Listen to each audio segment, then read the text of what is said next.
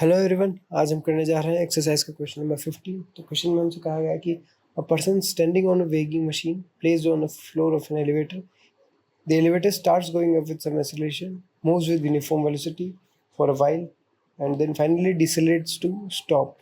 The maximum and minimum weights recorded are this and this, assuming that the magnitudes of the acceleration and the deceleration are in the same.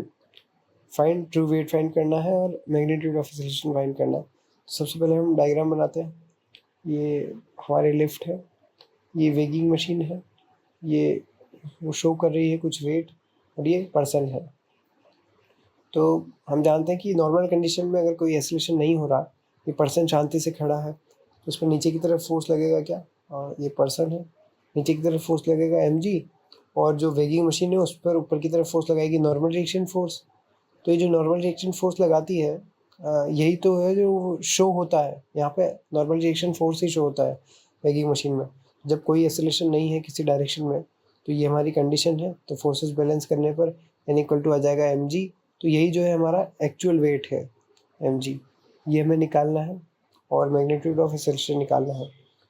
तो हमसे कहा गया है कि पहले तो लिफ्ट ऊपर की तरफ जा रही है, ऊपर की तरफ एक्सेलरेट हो रही है, ठीक है. ऊपर की तरफ एक्सेलरेट हो रही है, तो न्यूटन्स लॉज ऑफ मोशन लगाने के लिए हम नीचे की तरफ एक स्यूडो फोर्स लगाएंगे उस पर. ये पर्सन है, ऊपर की तरफ एक्सेलरेशन है, तो नीचे की तरफ लगाया हमने स्यूडो फोर्स. साथ ही में नीचे की तरफ लग रहा है एक और फोर्स उसके वेट के इक्वल, और ऊपर की तरफ लग रहा है नॉर्मल रिएक्शन फोर्स. ठीक है, यही कंडीशन है. तो यहाँ से इक्वेशन क्या बनेगी? n equal to F P plus W. तो देखिए उसके जो वेट में है, एक्चुअल वेट में कुछ ऐड कर रहे हैं हम, तब जाके नॉर्मल रिएक्शन फोर्स आ रहा है. नॉर्मल रिएक्शन फोर्स यानी कि ये जो रीडिंग है वो, तो रीडिंग क्या है, उसके एक्चुअल वेट में कुछ ऐड करा, यानी कि यही उसका हो जाएगा मैक्सिमम वेट. मैक्सिमम वेट जो कि क्वेश्चन में गिवन है इतना 72 kg. तो 72 will be equal to pseudo force plus उसका एक्चुअल वेट. ये हमारी एक इक्वेशन आ गई. और हमसे एक और केस गया है कि फाइनली डिसेलेरेट्स टू स्टॉप. ऊपर ही जा रहा है, और ऊपर जाते जाते वो डिसेलेरेट होना चालू होता है. यानी कि ये पर्सन है, लिफ्ट ऊपर जा रही थी कुछ वेलोसिटी v से, थोड़ी देर के लिए moves with uniform velocity for while and finally decelerate. कुछ वेलोसिटी v से जा रही थी, फिर वेलोसिटी कम होना चालू हुई और रुक जाती है, वेलोसिटी 0 हो गई. वेलोसिटी कम होना चालू हुई यानी कि नीचे की तरफ फोर्स लगा होगा, नीचे की तरफ जो है एक्सेलरेशन आया होगा. और डिसेलेरेट का मतलब यही है कि मोशन के अपोजिट डायरेक्शन में एक्सेलरेशन. मोशन है उसका ऊपर की तरफ, तो एक्सेलरेशन नीचे की तरफ. ठीक है, अब नीचे की तरफ एक्सेलरेशन है, यानी कि ऊपर की तरफ हम लगाएंगे क्या? Pseudo force. और ऊपर की तरफ ही उस पर लग रहा है नॉर्मल रिएक्शन फोर्स. ये पर्सन है, ये मशीन पर नीचे की तरफ फोर्स लगा रहा है, तो मशीन इस पर ऊपर की तरफ नॉर्मल रिएक्शन फोर्स लगा रही है. तो ऊपर है pseudo force plus normal force, और नीचे की तरफ है उसका वेट वाला फोर्स. तो अब बैलेंस करेंगे तो क्या? F P plus normal reaction force equal to उसका वेट. ठीक है, तो अब जो है नॉर्मल रिएक्शन फोर्स की वैल्यू क्या आएगी? Weight minus F P. अब उसका एक्चुअल वेट में से कुछ सब्ट्रैक्ट कर रहे हैं, कुछ लेस कर रहे हैं, वो रीडिंग शो हो रही है, यानी कि ये उसका मिनिमम वेट. ठीक है, नॉर्मल रिएक्शन का फोर्स वेट हम क्या बोलते हैं? जो वेगिंग मशीन दिखाती है उसी को तो वेट बोलते हैं. तो हमारे पास मिनिमम वेट का मतलब है ये कि एक्चुअल वेट में से कुछ माइनस करा, तब मशीन ने जो शो करा एन, वो हो जाएगा हमारा मिनिमम वेट, जो कि क्वेश्चन में गिवन है 60 kg. तो यहाँ से आ जाएगा 60 equal to W minus F P. ये हमारी इक्वेशन नंबर 2. तो इक्वेशन 1 और 2 से हम क्या कह सकते हैं? इक्वेशन 1 और 2 से हमें एक्चुअल वेट निकालना है, तो एफ पी की वैल्यू यहाँ से क्या डाल सकते हैं हम? एफ पी की वैल्यू आएगी डब्ल्यू माइनस 60, जो कि हम यहाँ डाल देंगे.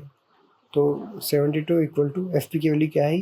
डब्ल्यू माइनस 60, और यहाँ पर ऑलरेडी एक और डब्ल्यू है, सॉरी. तो यहाँ से जो है हमारी डब्ल्यू की वैल्यू आ जाएगी, वो आ जाएगी सॉल्व करने पर 66 kg. ठीक है, तो ये हमारा एक्चुअल वेट. एक आंसर तो हमारा आ चुका है, फाइंड द ट्रू वेट.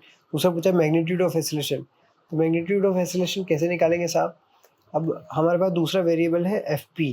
तो डब्ल्यू की वैल्यू अगर हम यहाँ पर डाल दें, हम किसी भी जगह पर डाल दें, यहाँ पर डाल देते हैं सपोज, तो इक्वेशन 2 में डालने पर डब्ल्यू की वैल्यू कितना आ जाएगा? F P equal to W minus 60, और डब्ल्यू आ रहा है हमारा 66. तो 66 माइनस 60 एफ पी कितना हो जाएगा हमारा 6 न्यूटन, ठीक है, 6 न्यूटन एफ पी हो गया। और एफ पी कितना होता है, एफ पी होता है मास मल्टीप्लाई बाय एक्सेलरेशन, ठीक है। एक्सेलरेशन जिस एक्सेलरेशन से जो मतलब वो एक्सेलरेशन जो हो रहा है जिसकी वजह से हमें सूडो फोर्स लगाना पड़ा ताकि हम न्यूटन लॉस ऑफ मोशन लगा पाए, ठीक है। और मास हम कैसे निकालेंगे, एक्चुअल वेट आया हमारे पास 66 और वेट किसके बराबर होता है, एम जी के बराबर हमने निकाला था यहाँ पर। तो मास हमारा आ जाएगा क्या 66 डिवाइड बाय जी, और जी की वैल्यू हमें यहाँ पे गिवन है, ठीक है। तो इन्हीं सबसे हम देखते हैं मास की वैल्यू हमारी क्या आ गई 66 डिवाइड बाय जी की वैल्यू 99 और multiply by acceleration equal to F P, और एफ पी हमारा आ गया 6 न्यूटन, तो आ गया 6 न्यूटन, ठीक है। तो हो जाएगा हमारा 1 टाइम 11 टाइम्स 0.9 टाइम्स, तो एक्सेलरेशन आ जाएगा हमारा 0.9 मीटर पर सेकेंड स्क्वायर सॉल्व करने में, ठीक है। तो ये हमारे आंसर से, थैंक यू वेरी मच।